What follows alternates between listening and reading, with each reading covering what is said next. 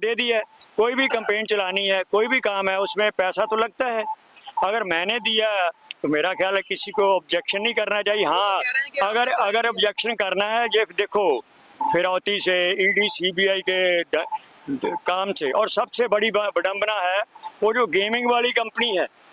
देखो, गेमिंग वाली कंपनी जो सट्टा कराती है और लोगों को लूटती है, लोगों का पैसा बर्बाद करती है, लोगों को नशा लगाती है, जुए की लत लगाती है, और हजारों लाखों परिवार बर्बाद कर रही है। उससे जो लोग चंदा ले रहे हैं उसके बारे में कोई नहीं पूछेगा। सबसे ज़्यादा चंदा उसने हमारे भाजपा को दिया है, और भाजपा के बाद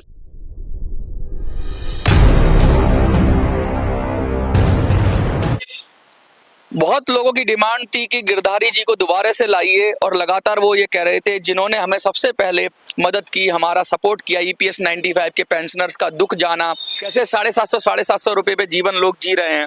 पूरे देश से प्रतिक्रिया आई और धन्यवाद दिया। आज गिरधारी जी आपके सामने हैं और मैं उनसे कुछ सवाल पूछूंगा और उनसे बात करेंगे और जानने की कोशिश करेंगे कि कैसे EPS 95 पेंशनर्स को, जिस तरह से दिल्ली फतेह की योजना बनाई है, उसको कैसे अमली जामा पहनाया जाए।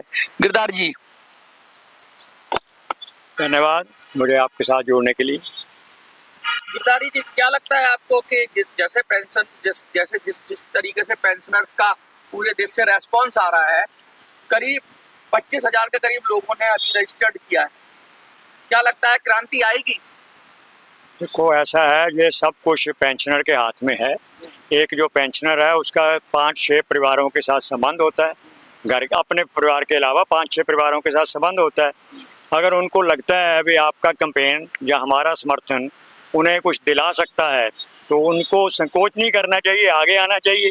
रादर, अगर जैसे अभी 1.5-2 महीने का टाइम है चुनाव में, उसमें जितनी जल्दी हो आप आइए, शामिल होइए, और अपने यहाँ दिल्ली के जितने आपके जान पहचान वाले हैं, रिश्तेदार हैं, दोस्त मित्र हैं, सबको बताइए भी, उनको बोलिए भी आप जो मिनी संसद का वाले आपका समर्थन कर रहे हैं, आपका कैंपेन चला रहे हैं, उनका साथ दीजिए। लगातार बहुत सारी आप पर भी कुछ लोगों ने वीडियो बनाई और सवाल उठाए। उन्होंने ये कहा कि भाई जो चंदा दे रहे हैं वो क्राइम कर रहे हैं, मतलब आपने जो दान दिया उस पर ये कहा गया कि आपने किसी को दान दिया तो क्राइम कर रहे हैं, उस पर क्या कहेंगे आप? बड़ी विडंबना है। चंदे से धंधा करने वाले, भ्रष्टाचारी व्यवसायियों का से फिरौती को लूटने वाले प्रधानमंत्री मोदी के पास के सामने सवाल नहीं करेंगे, अरविंद केजरीवाल के सामने सवाल नहीं करेंगे, कि ममता बनर्जी को सवाल नहीं करेंगे, और MK स्टालिन को सवाल नहीं करेंगे, के चंद्रशेखर राव को सवाल नहीं करेंगे, नवीन पटनायक को सवाल नहीं करेंगे, अशोक गहलोत को, राहुल गांधी को, कांग्रेस को सवाल नहीं करेंगे, जिन्होंने कम से कम 50 करोड़ से शुरू करके 1-1 हज़ार करोड़, 1200 करोड़ रुपया लिया है। कभी उन पे सवाल करो। हम तो एक साधारण आदमी है, मुझे इन्होंने बुलाया, पूछा भी क्या आप हमारा समर्थन करोगे, तो जो पैसा था मेरे पास 10-11 हज़ार रुपया मैंने शुरुआत में दे दिया है। कोई भी कंपेन चलानी है, कोई भी काम है, उसमें पैसा तो लगता है। अगर मैंने दिया तो मेरा ख्याल है किसी को ऑब्जेक्शन नहीं करना चाहिए। हाँ, अगर ऑब्जेक्शन करना है, ये देखो फिरौती से, ईडी सीबीआई के काम से, और सबसे बड़ी विडंबना है वो जो गेमिंग वाली कंपनी है। देखो, गेमिंग वाली कंपनी जो सट्टा कराती है और लोगों को लूटती है, लोगों का पैसा बर्बाद करती है, लोगों को नशा लगाती है, जुए की लत लगाती है, और हजारों लाखों परिवार बर्बाद कर रही है। उससे जो लोग चंदा ले रहे हैं उसके बारे में कोई नहीं पूछेगा। सबसे ज़्यादा चंदा उसने हमारे भाजपा को दिया है, और भाजपा के बाद उसने MK स्टालिन को दिया है, ममता बनर्जी को दिया है। जो छत्तीसगढ़ में देखा, अभी बघेल साहब ने एक महादेव ऐप चल रही थी, उस पर कितने 500-600 करोड़ रुपए की बात हुई। उनसे पूछिए सर, ये मैं तो कैश दिया, मेरे पास जो था पैसा उस टाइम दे दिया है, और दिया मैंने, या तो प्रॉब्लम आपको क्या है? हाँ, मैं इतना कहूँगा, जो हमारे सीनियर सिटीजन, मैं खुद भी सीनियर सिटीजन हूँ, मैं आप भी पेंशनर हूँ, आप बताइए भाई, इतने दिन जिसने 30-35-40 साल नौकरी की, अपने पास से पैसा दिया है, उसके बाद भी उसको अगर रिटायरमेंट के टाइम 750-800 मिलता है, 900 मिलता है, तो जो लोग मेरे ऊपर अपराध कर रहे हैं उनको शर्म आनी चाहिए। और जो लोग प्रधानमंत्री से नहीं पूछते, जो कांग्रेस से नहीं पूछते, अरविंद केजरीवाल से नहीं पूछते, राहुल गांधी से नहीं पूछते, जो गारंटियां दे रहे हैं, भाई 55 साल कांग्रेस ने राज किया, अटल बिहारी वाजपेयी का जोड़ लो और मोदी का जोड़ लो, 17 साल इन्होंने राज किया। दूसरे नंबर पर तो भाजपा ने राज किया। उसके बाद केजरीवाल को आए 13 साल होने लगे, ममता बनर्जी को 13 साल हो गए, नीतीश कुमार को 18 साल हो गए, लालू ने 15 साल राज किया है, मुलायम सिंह ने 15 साल राज किया है, मायावती ने 12 साल राज किया है। ये सारे वही लोग हैं जो कहते हैं हम गरीबों के हमदर्द हैं, हम गरीब आदमी की सेवा करते हैं। भाई शर्म करो। इतने सालों के बाद भी अगर देश का वरिष्ठ नागरिक जिसने 40 साल देश के लिए दिए, जिसने निर्माण किया, इनकम टैक्स दिया, जीएसटी दिया, वैट दिया, उस आदमी को 800 रुपये पेंशन दे रहे हैं, शर्म आनी चाहिए। मैं तो उल्टा रिक्वेस्ट करूंगा आम जनता को, भाई आपके घर में भी वही सीनियर सिटीजन होगा जिसको 850 मिलता है, आप चुप क्यों बैठे हो? सड़कों पर आओ, गलियों में आओ, प्रचार प्रसार करो। और ये निकम्मी सरकार है, ये एक नहीं है, केजरीवाल भी उतने कसूरवार है जितना मोदी है। और उसके पहले 15 साल शीला दीक्षित जी रही हैं, और यहाँ कांग्रेस के MP भी बैठे हैं, सबको पता है। और उसके बावजूद भी हो रहा है। देश में कौन नहीं जानता, इंदिरा गांधी गरीबी हटाओ की बात करती थी, उस टाइम राहुल गांधी 2 साल के थे, वो आज भी गरीबी हटाने की बात करी जा रहे हैं, 50 साल बाद भी गरीबी हटा रहे हैं, गरीबी फिर नहीं हट रही। मोदी जी कहता है मैं गरीबी से लोगों को बाहर निकाल दिया। मोदी जी आपसे बात के सहमत है, अगर गरीब हैं तो फ्री का राशन क्यों देना पड़ रहा है? नंबर 2, अगर गरीब हैं तो उनको शौचालय के लिए पैसा क्यों देना पड़ रहा है?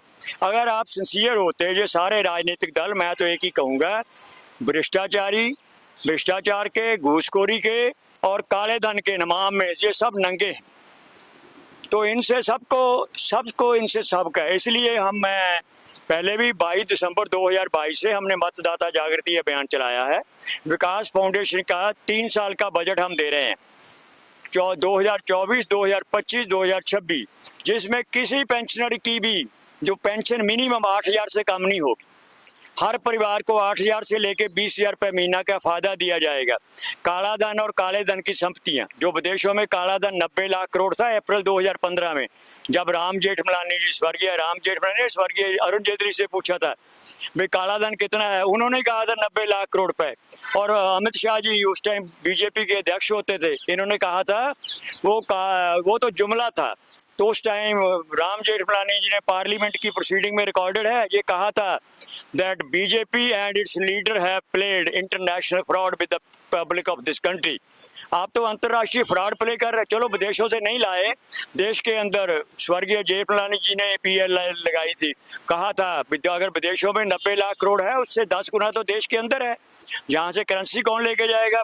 1000 का नोट था, 2000 का नोट था, 500 का नोट था, शहर लॉकर में पड़ा है। लोगों की प्रॉपर्टी है, संपत्तियां हैं, काले धन की जमीनें हैं, बड़ी बड़ी बिल्डिंग है, उसके बाद सोना है, पता नहीं क्या क्या कुछ है, और हवाला में पैसा लग रहा है।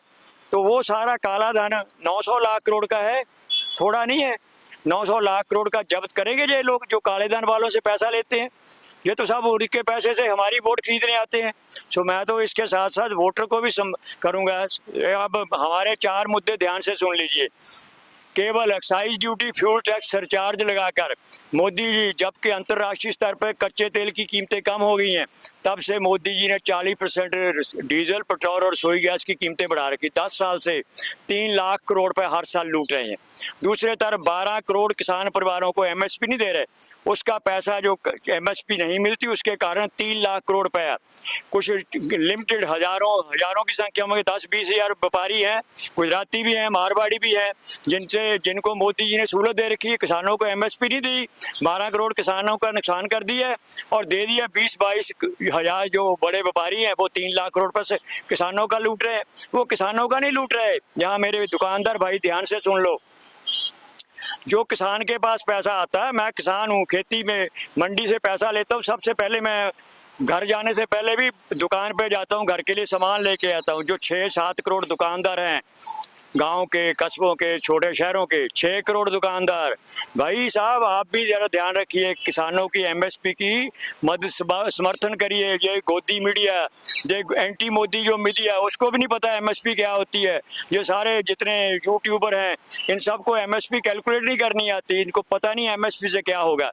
अगर किसान को MSP मिलेगी 12 करोड़ किसान परिवारों को 10,000 से लेकर 50,000 साल का फायदा होगा, और दूसरी तरफ 6 करोड़ दुकानदारों के पास वो 3 लाख करोड़ रुपया आएगा।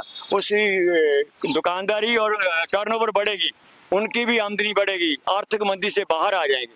सो आप सबसे निवेदन है। तीसरा, हमने जो विकास फाउंडेशन की तरफ से जो हमारा पहला रेजोल्यूशन होगा, भाई विदेशों के जब बाद में लाएंगे, पहले देश के अंदर काला धन जब्त करके सरकारी खजाने में जमा करेंगे हर साल 50 लाख करोड़ रुपया। एक बार फिर ध्यान से सुन लीजिए, कम से कम 50 लाख करोड़ रुपया बजट के माध्यम से आप सबको दिया जाएगा। 8,000 से लेके 20,000 रुपये महीने का फायदा किया जाएगा। जो परिवार इनकम टैक्स नहीं देते उनके खाते सीधा जनधन खाते में डायरेक्ट बैंक ट्रांसफर के माध्यम से 5,000 रुपये महीना दिया जाएगा। उसमें भी हमने जो मुखिया महिला है, क्योंकि महिला को चिंता होती है अपने परिवार की, बच्चों की, सबकी चिंता होती है, 2,500 रुपये जो घर की महिला मुखिया है उसके खाते में जाएगा, 2,500 रुपये जो उस घर का पुरुष मुखिया है उसके खाते में जाएगा, ताकि वो महिला अपने बच्चों का ध्यान रखे, उनका पालन पोषण ढंग से करे। आप बताइए, जिन मजदूरों के ऊपर 47,000 रुपये का कर्जा है एवरेज, जिन किसानों के ऊपर 75,000 रुपये का कर्जा है, जो छोटे दुकानदार हैं जिनका ऊपर कर्जा 40% बढ़ गया नोटबंदी के कारण, कोरोना लॉकडाउन के कारण, GST के कारण, आर्थिक मंदी के कारण, उनका 40% कर्जा अगर उनके घर में हर महीने 8,000 से लेके 20,000 रुपये महीने का लाभ हो, उनके घर की उनकी आमदनी बढ़ जाए, क्या 1 साल में, 2 साल में, 3 साल में कर्जा मुक्त हो जाओगे? क्या खुशहाली आएगी? क्या आपको कोई चिंता रहेगी? सो हमारा लक्ष्य है 2027 23 जनवरी सुभाष बोस जी की जयंती है, 23 जनवरी 2027 तक हम भारत को स्वस्थ, सशक्त, समृद्ध, संपन्न, खुशहाल परिवारों वाला दुनिया का नंबर 1 कंट्री, वर्ल्ड गुरु इंडिया बनाएंगे।